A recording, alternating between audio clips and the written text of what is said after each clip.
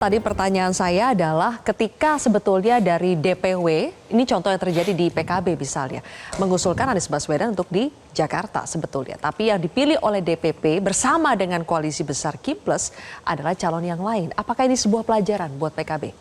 Oh, enggak, ini bukan pelajaran, Mbak. Ini biasa menurut saya di dalam politik hal seperti ini. Memang pada waktu awal PKB bukan hanya mengusulkan Anies, Pak Anies Baswedan.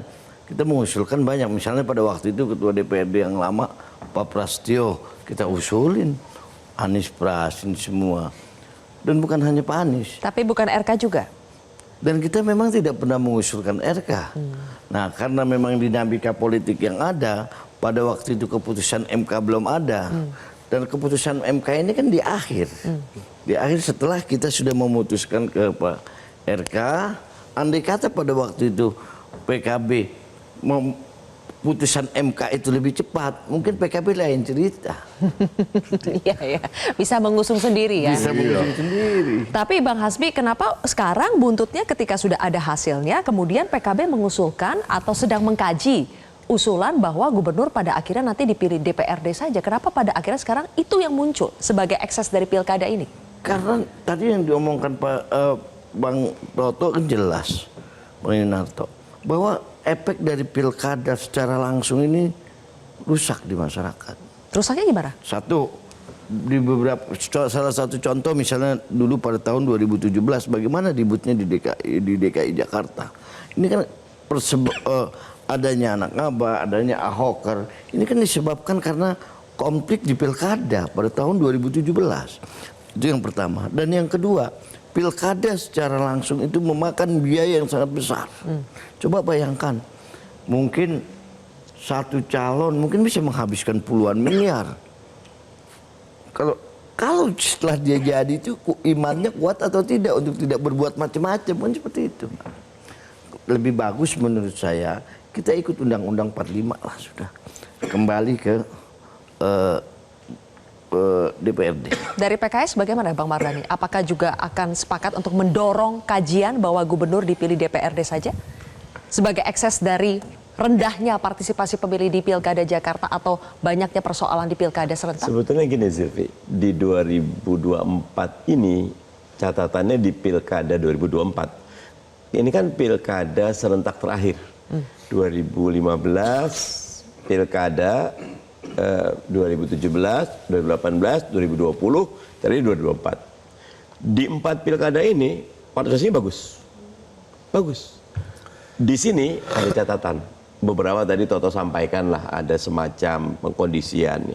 Nah, buat saya sampai saat ini pilkada langsung punya kelebihan di mana masyarakat bisa mengetahui langsung kapasitas, kualitas, dan beberapa kajian dari Kemendagri, pilkada langsung ini menghasilkan pemimpin yang memang merit sistemnya terwujud.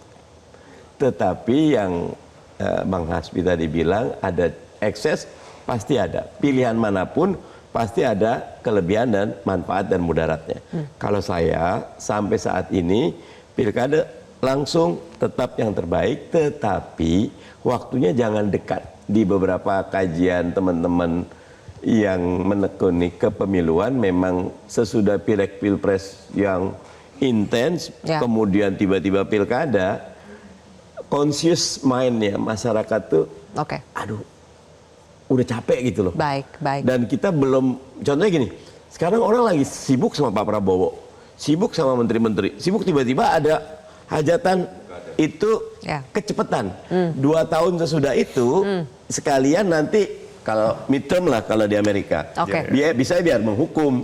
Kalau pemerintah bagus maka calon pemerintah bagus. Kalau pemerintah buruk dihukum di situ. Nah, itu kontrol kualitas yang bagus. Sudah lelah ditambah logistiknya sudah habis duluan ya Bang? Kalau logistik sih, kalau PKS murah selalu karena kader kan itu. Terakhir nih Bang Ciko. Salah satu hal juga yang kita pelajari di sini adalah bagaimana pilkada serentak ini seperti menjadi pertarungan lagi antara Pilpres Jilid 2, PDI Perjuangan versus everybody. Tapi meskipun PDI Perjuangan itu kalah di banyak wilayah, kemenangan di DKI Jakarta apakah ini means everything sebetulnya? Satu kemenangan di Jakarta itu sudah sangat berarti dibandingkan kekalahan-kekalahan PDI Perjuangan di wilayah lain. Sebenarnya kalau dihitung dengan pilkada sebelum-sebelumnya, kita nggak kalah-kalah amat. Jadi kalau memang di daerah-daerah besar kita kalah, makanya seperti itu kelihatannya. Bahkan kalau di daerah-daerah sekarang, kepala daerah di tingkat gubernur kita lebih banyak daripada pilkada sebelumnya. Lebih banyak 2 lah, kalau nggak salah dari 6 menjadi 8. Tapi di daerah-daerah yang luar Jawa tadi. Tapi itu terjadi, dan menurut kami justru juga masyarakat juga bisa melihat, kan kalau kita dikeroyok sendirian, kemudian kita bisa mencapai lebih dari 40% suara, sedangkan 15 partai hanya mencapai 50 sekian persen suara, kan sebenarnya nggak kalah juga ya.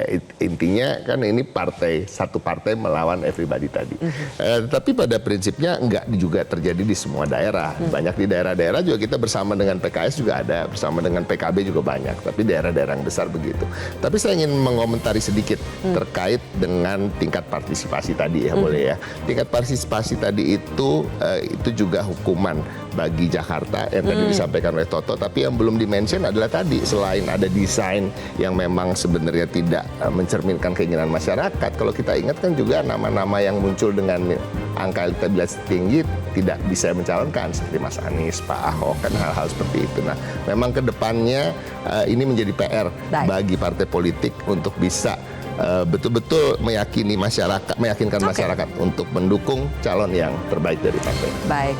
Terima kasih Bang Ciko, Mas Toto, Terima kasih Bang Hasbi, dan juga Bang Barani Alisera. Terima kasih. Tetap tertawa ya, Bang Barani sampai akhir ya. PKS tetap tertawa. Oke. Jelajahi cara baru mendapatkan informasi. Download Metro TV Extend sekarang.